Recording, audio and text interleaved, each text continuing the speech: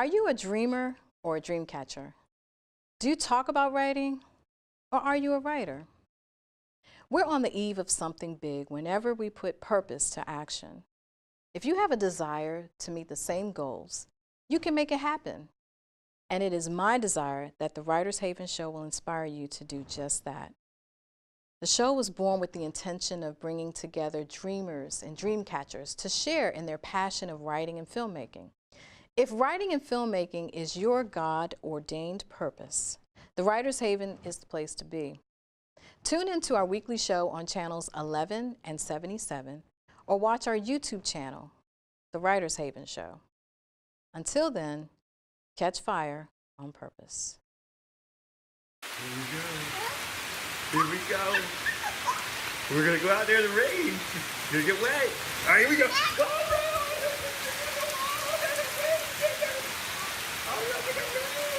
Okay, quick.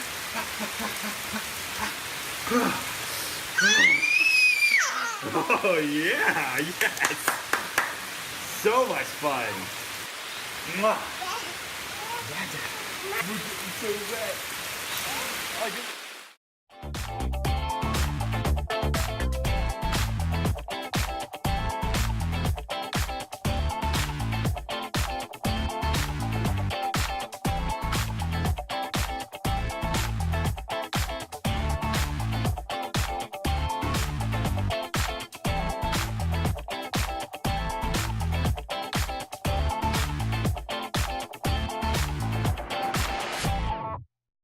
Sandra Manigault began her career as a cellist and pianist at the High School of Music and Art in New York. She received her BS and MA in mathematics and went on to teach high school and community college in New York and Virginia. 3 books later, she penned her first novel, Vanessa, a love story. Dreamcatchers like you, I'm dying to hear the rest of the story. From music to mathematics to published author, please welcome author Sandra Manigault. Thank you so much.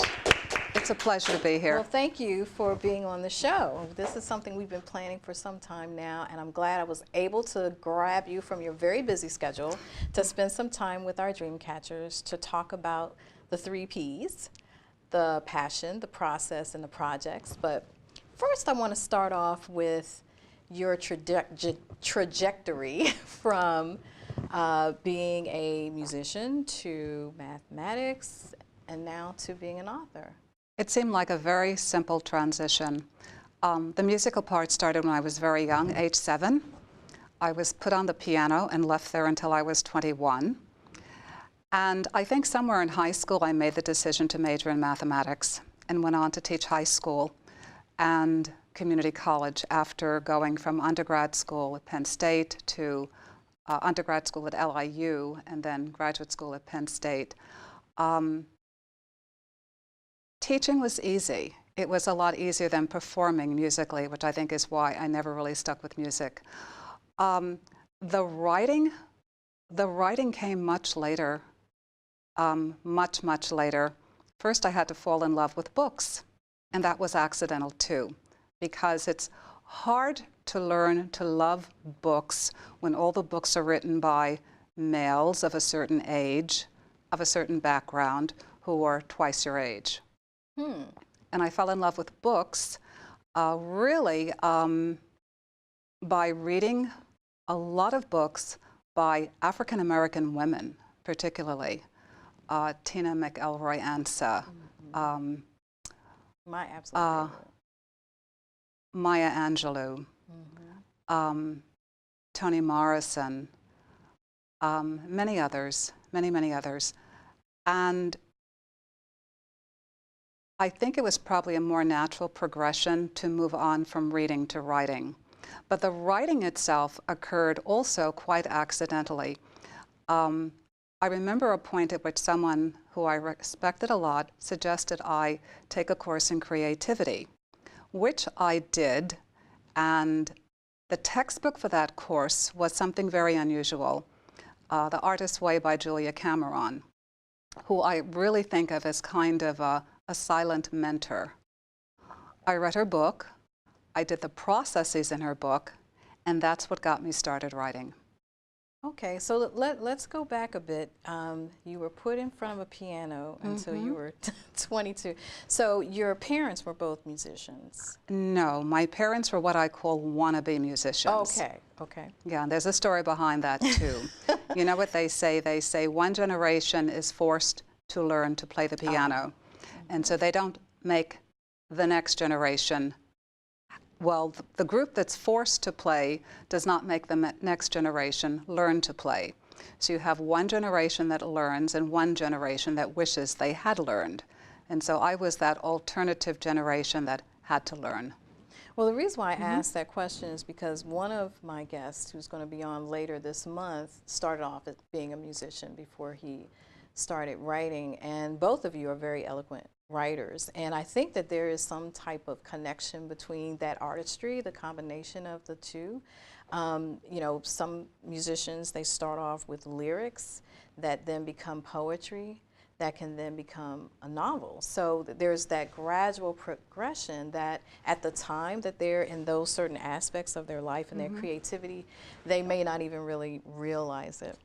So I think that that was actually a really good progression from music to writing. The mathematics part is the part that I take pause, but then at the same time, I was enlightened yesterday by one of our guests who talked about he could truly see how a mathematician, very analytical brain, would want to then, or would have the ability to then write books, because it's all strategically set out in your mind. And so that synergy of that the analytics of what you see, it can actually focus and define your writing. Totally blew me away when he said it yesterday as I was preparing for this interview. So even though to some it may seem like a giant leap, but no, to those who are in the business and really are in tune with the process, it totally makes sense. I see more of a transition between the music and the mathematics. In fact, when I was in teaching mode, I would very often look at my students' capabilities in terms of what their backgrounds were. And I would systematically ask questions of my students. And one of the questions I'd ask in my developmental classes in mathematics at community college, how many of you have studied music? And in the developmental classes, only a few have studied music. In the higher level classes, pre-calculus, calculus, up to 40 to 50% or more have studied music. And I could understand that transition. As far as the mathematics and the writing, I still think that happened by accident. Okay, let's talk about that. It really was. It really was. The creativity course got me started journaling. The journaling process helped me become a writer, because I was not a writer in high school or college. In fact, writing was difficult, as I think it is for a lot of students. And I've also determined that perhaps there are reasons writing is difficult for so many students. I like to say, when you're in high school and perhaps even in college, you're taught to craft these perfect little sentences, which means you're trying to write and edit at the same time. And one of the things I learned in Julia Cameron's book, The Artist's Way, is you don't do that. That trying to edit as you write cramps your creativity in terms of your writing. Yeah, definitely vomit on the page and then go back and clean it up. Exactly. And the first time I ever read that phrase, vomit on the page, I was reading a book by Brenda Ullin. And it was something she had taught her niece, who was having problems in terms of getting the writing to flow. She said that, and I thought to myself, what a strange visual, but it's so true. Yeah, it is. And if you do that, then the writing will just come out. And you learn to write the way you talk. Now, the precision necessary to write well, if you are a precise person, you will ultimately be able to do that. But honestly, I think the journaling created the flow in my writing that I needed. And this is something that is really very impactful when you read Artist's Way, because that's her initial process. to do what she calls morning pages. So is that your process? That was my process. That was my process for years and years before I really started putting books together. So I think I must have journaled for 2 years before I began writing the first book. Okay. And I continued the process because it means the writing's going to flow. And once it starts to flow, it's easy to do. And once it's easy to do, it's a joy. So to be clear, the journaling that you do is separate from the actual writing. So, Absolutely. So the process of writing, you're saying, is fed by the journaling that you do. Yes. That's interesting. Yes. That's very good. I like that. Okay, so just outlining your process. How do you approach it, the writing? I've done it differently for each book. When I wrote the first book, I didn't even own a computer. I was a little late getting a computer, but I didn't own it. And so I would write longhand, and I would then rewrite it longhand so that it was essentially error-free. And then I would put it on the computer, on our whatever computer I had access to. I actually wrote my first book on the computer at the library. And there's kind of a funny story with that. I would go to the library and hope the computer was free. And one day, I wanted to write so badly, and there was a little 8-year-old sitting on the computer typing with 2 fingers, and I wanted to see if I could coax her to get off the computer. So I said to her, "Would you like me to type that for you?" And she was delighted. And so I was typing up her little paper and editing it at the same time, and later found out that she got an A+, because she had a hidden editor that no one knew about. Okay. So. Okay. So with the writing of Vanessa. Yes. And I think that you had told me that this Vanessa was a book that actually started while you were in the class. Yes, it started in a creative writing class, as did one of my earlier books. I had a phenomenal creative writing teacher. In a creative writing class I took at Northern Virginia Community College. Her name is Laura Casal, brilliant teacher. And she gave us a list of assignments as a homework. And there was one question that stood out to me, and it was to write a scene in which sex was or was not the inevitable outcome. Well, having a mischievous thought at the time, I thought to myself, let me pick the one where it is the inevitable outcome. And the scene I wrote was literally the first 2 chapters of what is now Vanessa. Okay, and Vanessa has been in the making for how long? That's a good question. Honestly, Valerie, I can't tell you how long it took. I don't remember. But I do remember finishing Vanessa many years ago and sitting on it because I had some problems I had to resolve with Vanessa. And several years after Vanessa was finished, I went forward in terms of getting Vanessa completed, edited, finally edited, and published. Okay, so at what point would you say writing became your passion? Good question. Probably about 20 years ago. Okay, and what fostered that? I think the process of journaling made it easy to do. And once it became easy, it was a joy to do. And one of the things I learned also in the journaling process was not to try to think up something to say, but to literally listen to what comes through you. And so I listened, and I could very often write easily, write a scene easily, and just visualize where would she be, what would she be seeing and doing. Part of Vanessa takes place in New Mexico, which is a place I visited, and some things about it fascinated me. So again, I integrated that into her background, into the book. Thunderstorms that you could see miles away, lightning strikes miles away before you even heard the thunder. The barrenness, which of course mirrored her emotional state at the time when the book begins. But also it was just easier to see and write. It was kind of an organic process that just kind of evolved on its own.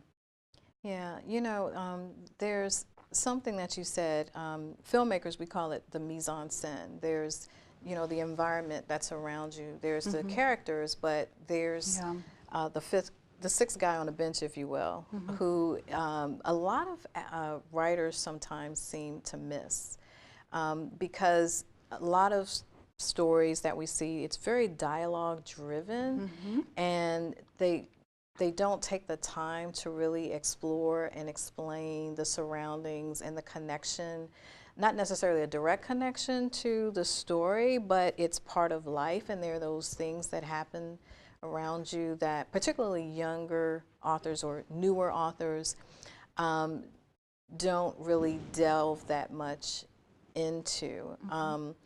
That's why I love reading literature, true literature by the greats, and you named some of them earlier, because particularly Toni Morrison. You know, the way that she writes and the way that she describes certain things that are happening in the mise en scène, again, that has nothing to do necessarily with the two people talking, but just that example of her storytelling and the artistry that she brings to that are the kind of elements that I think are really, really important for any author. And that's why I always say, read good literature. It's so important. It is. And you know, we're blessed in this day and age to have so many writers to choose from in different genres. And so speaking of genre, I want to talk about, you mentioned to me once that although it's captioned as a love story, it's not really a romance. So let's talk about that. Yeah, I think romance novels, when you read them, they follow a certain formula. It's almost as if you have to have 4 of this and 5 of that. The plot has to evolve in a certain way, the characters have to develop in a certain way, and it has to end in a certain way. That's not how I write.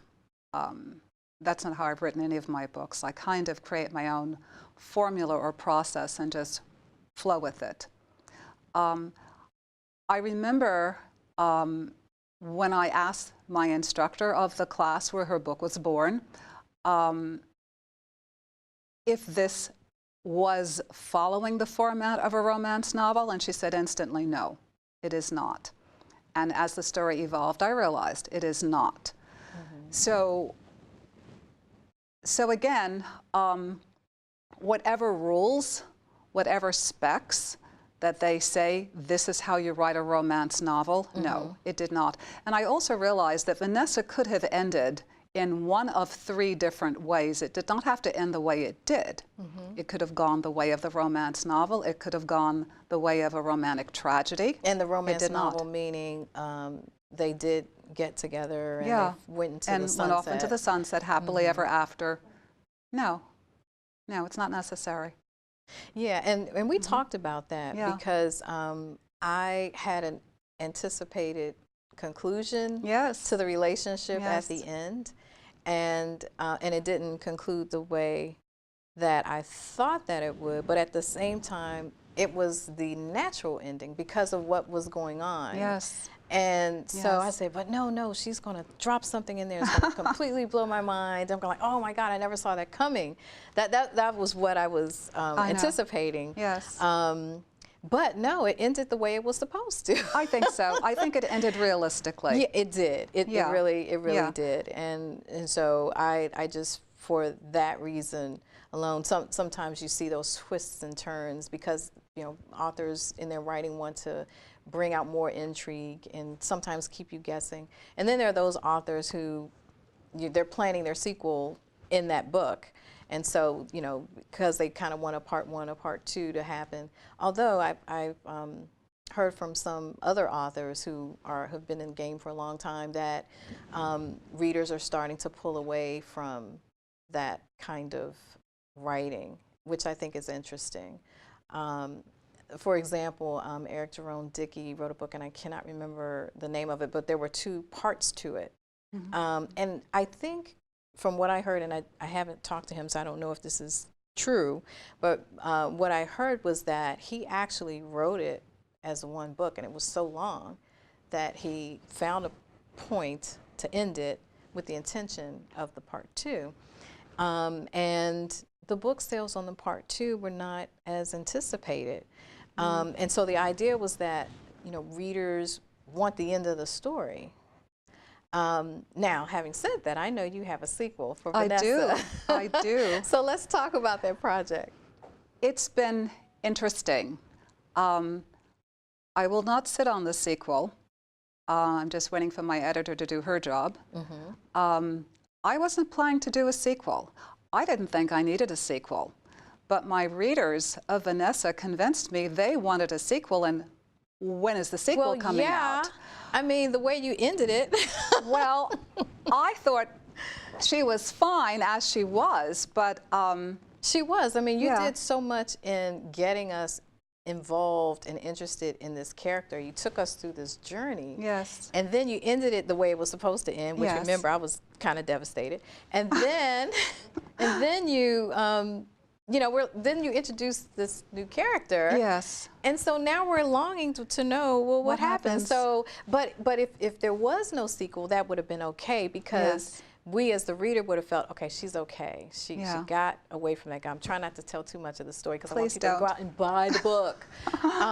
But at the same time, it was a good transition to end and a good transition for a new beginning. I suppose. I've been living with the sequel for about 4.5 months, and I'm very caught up in the characters in the sequel. So, but I think the sequel was a natural thing to develop. I won't go into how I got it started, but it just moved very, very quickly, and it kind of drove me through the process. I knew how it was going to start. I knew how all of my readers were expecting it to end. It was just a matter of how do you get from point A to point B. So we've accomplished that. And then it was a matter of, okay, so how do the characters evolve? How do they grow? How do they evolve? And how do we really get to know all of them? So I did that. It was fun. It was fun. I have to say the process was different because the writing longhand, I didn't do this time. I did the book essentially on an iPad. I know so many people who do the longhand and they swear by it. Well, there's a reason for that. There really is a reason. I think you really get more genuine truth out of yourself when you're writing it longhand. It's like a higher force is speaking to you when you're just really taking dictation. Which is different from working on an iPad. And I think the other thing that happens with the iPad is because it's so easy to move things around and correct things, you're editing as you write, which again is the no-no. Right. When you're writing longhand, you just write. And you're in the creative mode. And when you get on your computer, then you're in the editing mode after you get the draft on the computer. Right. So the trouble is, once you get iPad addicted, it's a little bit difficult to make yourself write a lot by longhand. But even in the sequel, some of the best things to come out in the sequel come out longhand. Things I'm not expecting to write get written. Okay. And it's good. It's good. And then when you're in the editing process where you're typing it up, that's when you start to chop things down. Yeah. And it's just very different. I think once you allow yourself to write, once you're comfortable writing, once you fall in love with writing, it really doesn't matter. You're going to do it no matter what. Yeah. And I know in writing Vanessa, every day I'd have my iPad on my lap. And it was just, it didn't matter how much I wrote, even if it was just 2 paragraphs one day, I had to do something. I think that's how the first draft got done so quickly. Okay. Yeah. Now, we talked about this before, but I want to bring it up for our viewers because different writers do this differently. There are some who write linearly. Yes. And then there are others who will attack chapter 3 or chapter 5. Yeah. Depending upon what they're feeling. Talk to us about your strategy, your approach. Yeah, depends on what I'm writing. When I wrote my first books, the nonfiction books, it was not linear. It would be wherever I was in the moment, that's what I would write. And the process for doing the very first book, which was totally nonfiction, book for math empowerment, which of course I think was a wonderful book, but again, who wants to read about how to do math? I would write whatever I had, and I organized the chapters when it was essentially done, when I felt I had done enough. My fiction, I write linearly. I don't know how to write fiction any other way. And I would think that there are certain scenes which can be written independent of where they're going to happen. But at the same time, I don't worry about them. You know, when I get to them, they'll get written in order. But I think, but your characters grow. Your characters do not evolve out of sequence. They evolve in sequence. And so, to me, why wouldn't you write it linearly? That's a very interesting way of looking at it. I think for me, I actually do both, can do both. But for this latest novel that I've written, it definitely was by chapters, because the way, first I outlined it, so I already know from the beginning, the middle, and the end how it's going to come out on paper. I already have that visual in my head. And I want to talk to you about that really quick too. And I want to talk about your other books too. If we have time, I may have to have you come back. I'd love that. You'll have to come back anyway for the, when the sequel comes out. But yeah, because it's outlined, and then, you know, with the suspense thriller that I'm finished writing, and then there are these violent murder scenes in them. And, you know, writing linearly, there are times when I don't want to do, I have to be in a certain place to write that, or at a certain place to even write a sex scene. Now, the other things in between, you know, it wasn't really a problem, and I could do it that way, but I really had to be in a certain headspace in order to really do it in that way. Now, because we're running out of time, and I definitely want to talk about your other books. So, Math Empowerment, the audience for that and the why. College-age students, adults going back to school, people who are just math phobic. I was at a teachers conference many years ago, and at the end of the conference, we each had to commit to doing something for our colleges back home. I watched them go all around the room.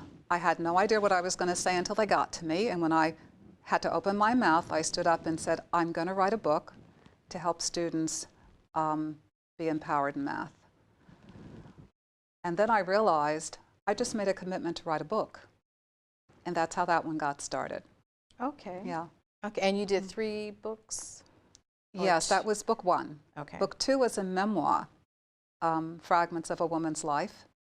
And I don't know where the title came from, but the book in essence was fragments of me, fragments. And that basically dealt with significant chapters, growing up, teaching, being a parent, meeting my husband, just different things, and my own evolution as a writer. So work, but again, it was literally segments of life, those parts that would tell a person who I am without trying to do it in order and bore everybody with the details of order. So I knew this was going to happen. We're going to have you come back. I'd love to. As soon as possible. I'd love to. Because now there are cliffhangers for me, and probably for our dream catchers as well. I definitely want to hear more about your second book, and definitely when your sequel comes out, I want to have you on the show to talk more about that. And so, dream catchers, I hope that you enjoyed this episode of The Writer's Haven with V. Helena. I had a wonderful time talking to my dear friend Sandra. You can learn more about Sandra by going to her website at sandralynnlegacies.com. Next week, we're going to have writer Marcus Johnson, musician writer Marcus Johnson, in our studio, as well as filmmaker Monda Webb. So stay tuned for more from The Writer's Haven, And in the meantime, catch fire on purpose.